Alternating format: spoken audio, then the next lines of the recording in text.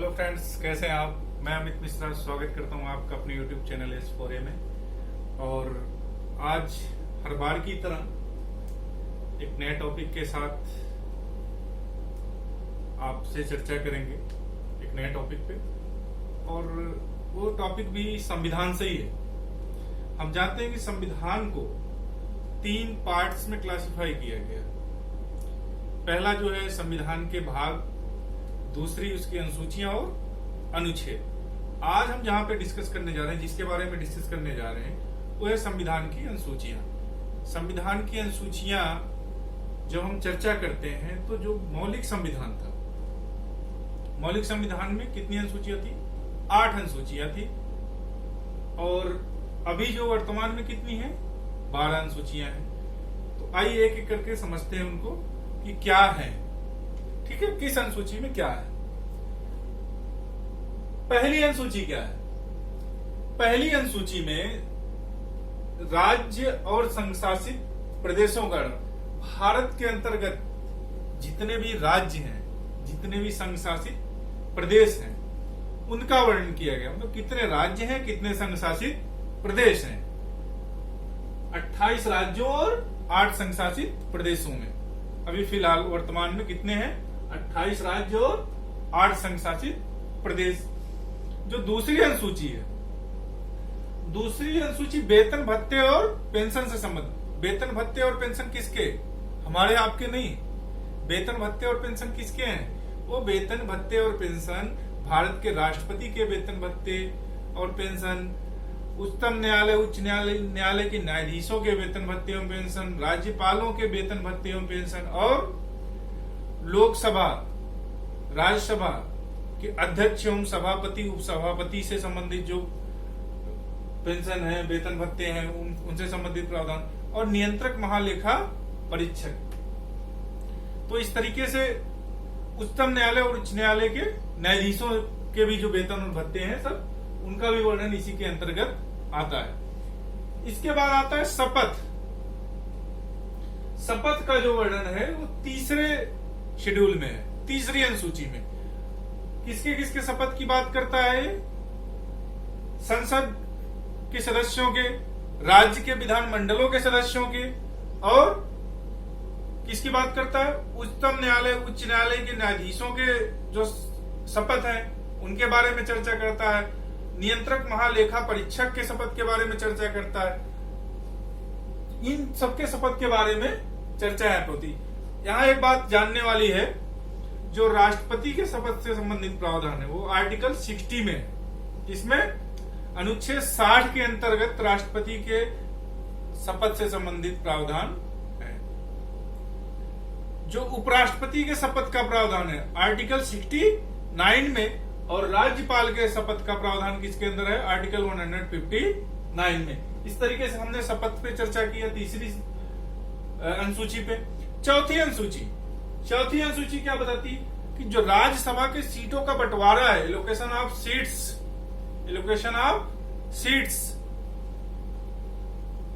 राज्यसभा की सीटों का बंटवारा, वो किस राज्य को कितनी सीट मिलेगी, राज्य और संशासित क्षेत्रों को, तो उसके बारे में कौन बताता है?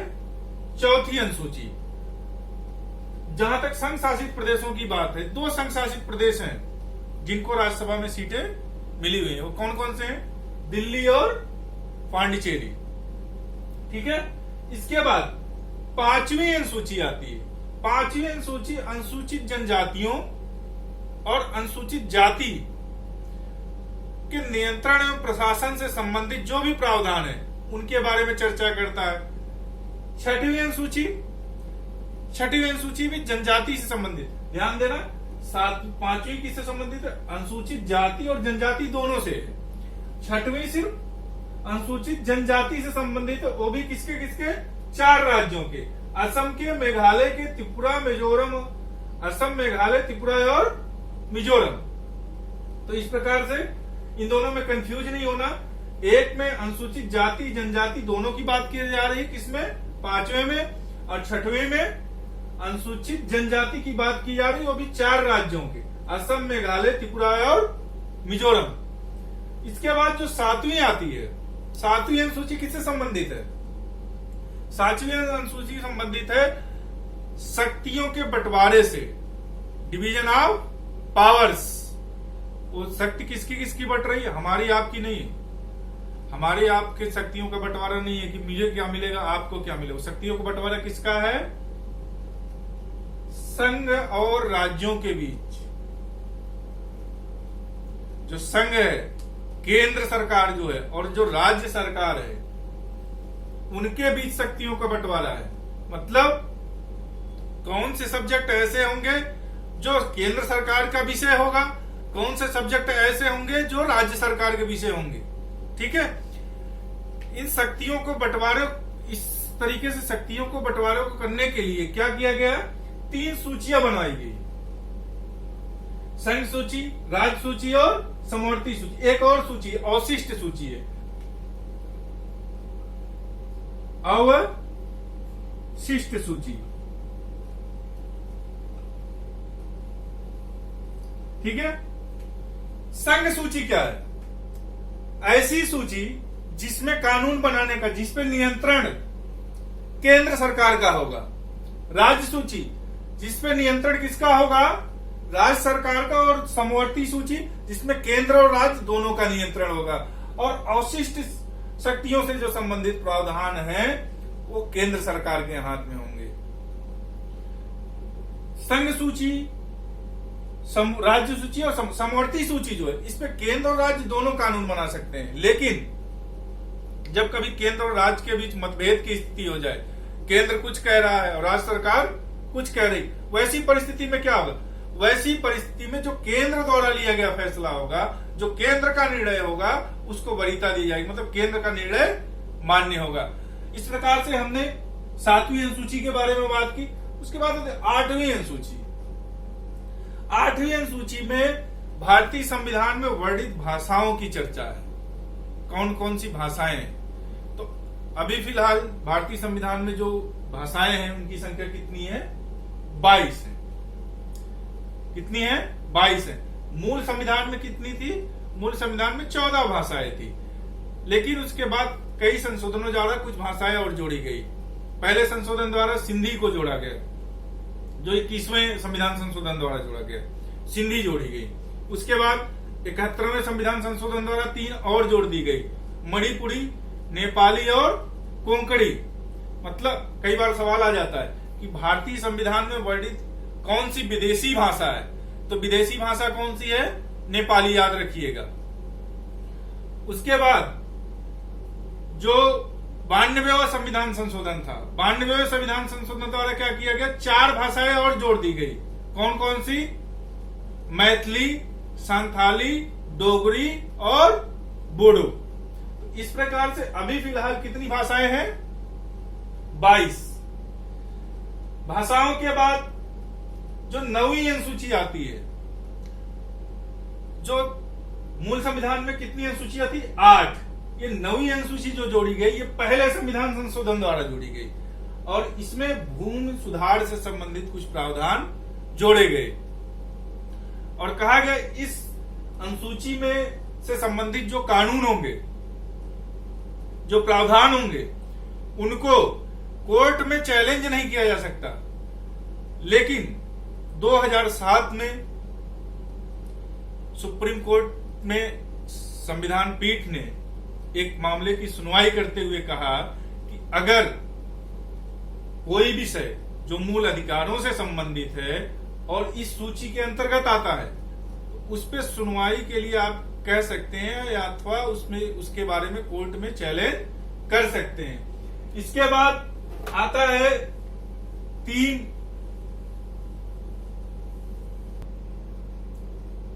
10वीं, 11वीं और 12वीं 3 अनुसूचियां और हैं। 10वीं अनुसूची किससे संबंधित है? दल बदल से संबंधित प्रावधान किए गए इसमें। किससे? दल बदल से, दल बदल से संबंधित प्रावधान।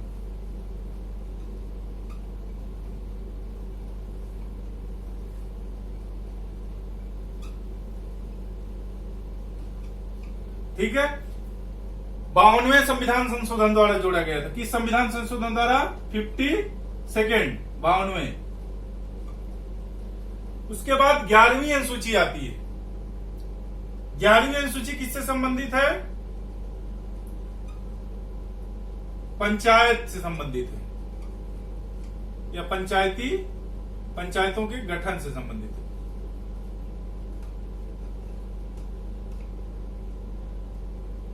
इसके अंतर्गत पंचायत स्तर पर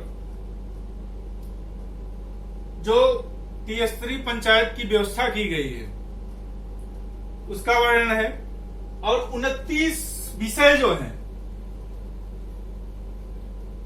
इसमें जोड़े गए। 29 विषयों की चर्चा की गई जिनकी अधिकारिता किसको होगी? पंचायतों को।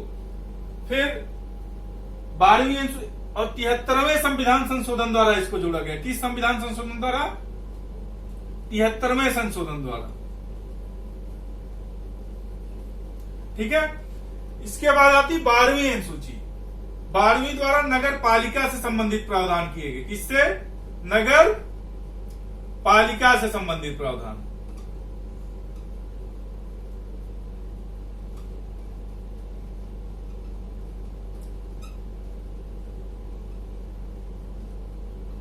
और 18 विषय इसमें वर्णित हैं। कितने विषय? 18। और 74वें संविधान संशोधन द्वारा इसको